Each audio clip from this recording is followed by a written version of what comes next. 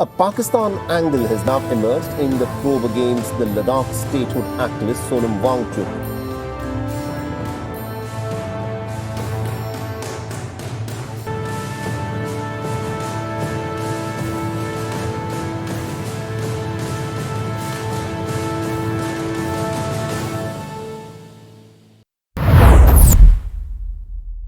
एक इंसान जिसने बचपन की कठिनाइयों के बावजूद पढ़ाई पूरी की, इंजीनियरिंग की डिग्री ली और अपनी जिंदगी समाज की सेवा के लिए समर्पित कर दी, जिसने शिक्षा सुधार लाए, स्कूल और संस्थाएं भी खोली, क्लाइमेट चेंज और सस्टेनेबिलिटी के लिए काम किया, जिसके काम को न सिर्फ भारत बल्कि पूरी दुनिया और यहां तक कि यूनेस्को ने भी सम्मानित किया। उसी इंसान को एक दिन राष्ट्र विरोधी करार देकर NSA एक्ट के तहत जेल भेज दिया जाता है।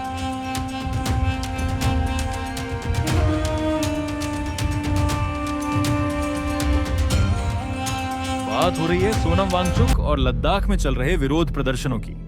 आज हम समझेंगे लोग क्यों प्रदर्शन कर रहे हैं, उनकी मांगें क्या हैं और सोनम वांगचुक जेल में क्यों पहुंचे। साथ ही सरकार पर उठ रहे सवालों की सच्चाई भी। हमारे साथ बने रहिए। दोस्तों, यह वीडियो उस समय बनाया जा रहा है जब लद्दाख अशांति से जूझ रहा है और गांधी के सिद्धांतों को मानने वाले सोनम वांगचुक जेल में हैं। Sonam Wangchuk, an engineer, innovator and reformer. उनका आइस स्टूपा इन्वेंशन लद्दाख के सूखे इलाकों को जीवन देता है। यह तकनीक आज कई देशों में अपनाई जा चुकी है। वांगचुक कई बार इंटरनेशनल ऑनर्स से सम्मानित हुए हैं। 2014 में UNESCO chair for earth architecture, which is an prestigious international honour for his expertise in sustainable building. 2017 में global award for sustainable architecture. 2008 में रमोन मग्साइसाई अवार्ड, जिसे एशिया नोबेल प्राइज भी कहा जाता है। Rolex awards for enterprises for innovative solutions to environment and social challenges. इसके अलावा शिक्षा सुधार के लिए उन्होंने SECMOL और ऑपरेशन न्यू होप जैसी संस्थाएं बनाई। और याद रखिए, बॉलीवुड की मशहूर फिल्म 3 इडियट्स का किरदार फुनसुक वांगडू उन्हीं से इंस्पायर्ड कैरेक्टर है।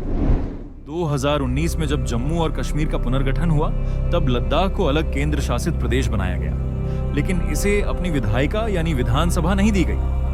यहाँ केवल केंद्र द्वारा नियुक्त उपराज्यपाल शासन करता है। यही कारण था कि स्थानीय संगठन जैसे लेह एपेक्स बॉडी और कारगिल डेमोक्रेटिक अलायंस ने लद्दाख को फुल स्टेटहुड देने और 6th स्केड्यूल में इंक्लूड करने की डिमांड की। उनकी डिमांड्स थी: पहला, स्टेटहुड फॉर लद्दाख।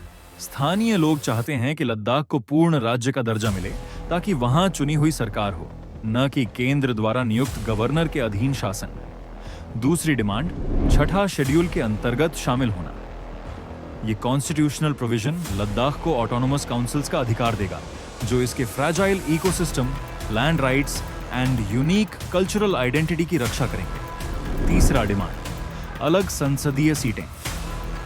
लोग लेह और कारगिल जिलों के लिए अलग लोकसभा सीटें चाहते हैं, ताकि राजनीतिक प्रतिनिधित्व सुनिश्चित हो सके। Fourth demand, employment reservations. स्थानीय लोगों के लिए नौकरी में आरक्षण की मांग की जा रही है, ताकि उन्हें रोजगार के अवसर मिल सकें। And at last, demands for protecting local languages, culture and environment. 2019 से ही आवाज उठ रही थी, लेकिन 2023 से प्रोटेस्ट तेज हो गया।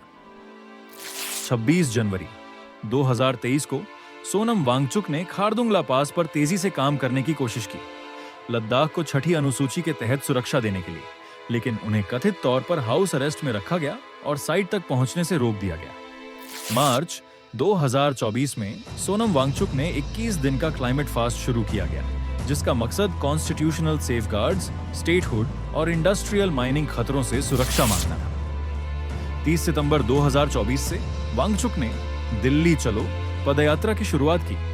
लद्दाख से दिल्ली तक चलते हुए शीर्ष नेताओं से मिले और लद्दाख के राजनीतिक स्थिति पर बात की। उन्हें 30 सितंबर को दिल्ली पुलिस ने सिंघू बॉर्डर पर रोक लिया, लेकिन 2 अक्टूबर को रिहा कर दिया गया।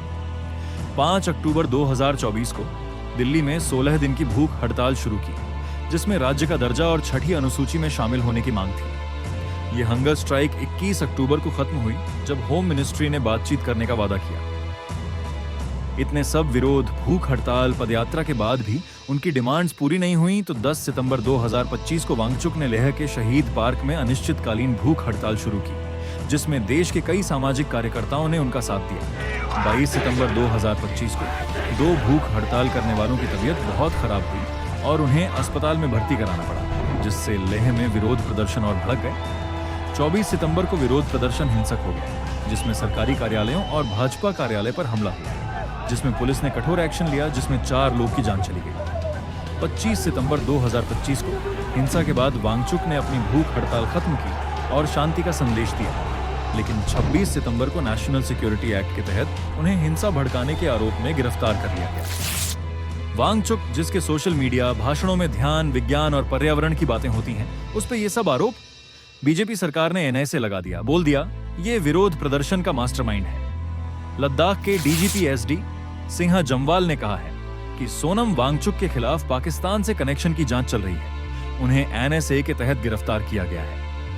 डीजीपी ने बताया कि वांगचुक ने विरोध प्रदर्शन को भड़काने के लिए भाषण दिए थे, जिसमें वांगचुक ने अरब स्प्रिंग और नेपाल, बांग्लादेश, श्रीलंका जैसे देशों की हालत का जिक्र किया था। लद्दाख के प्रशासन ने वांगचुक की गिरफ्तारी और उन्हें जोधपुर जेल भेजने को सही बताया है। वांगचुक पर अपने एनजीओ के एफसीआरए लाइसेंस उल्लंघन का भी आरोप है, जिसके खिलाफ जांच जारी है। वांगचुक ने अपने ऊपर लगे सब आरोप को झूठ और सरकारी साजिश बताई है। समर्थक बोल रहे हैं, गांधी फॉलोअर कैसे हिंसा करा सकता है? ऐसा लग रहा है कि सरकार के खिलाफ आवाज उठाना इलीगल हो गया है। अभी उन्हें किसी से भी मिलने नहीं दिया जा रहा है। उनकी पत्नी गीतांजलि अंगमो ने उनकी गिरफ्तारी की कड़ी निंदा की है और इसे एक विच हंट कहा है। उन्होंने वांगचुक को बिना शर्त रिहा करने की अपील की है। क्या यह नया भारत है जहां प्रोटेस्टर्स को टेररिस्ट ट्रीट किया जा रहा है? अभी टॉक्स जब तक वांगचुक रिलीज नहीं होंगे रोक दी गई है। विल गवर्नमेंट लिसन या फिर डिक्टेटरशिप का टैग मजबूत हो जाएगा? तो दोस्तों, कैसा लगा आपको ये वीडियो? अपनी राय कमेंट करो और वीडियो शेयर करो, क्योंकि जागरूकता पैदा करना अब हमारी जिम्मेदारी है।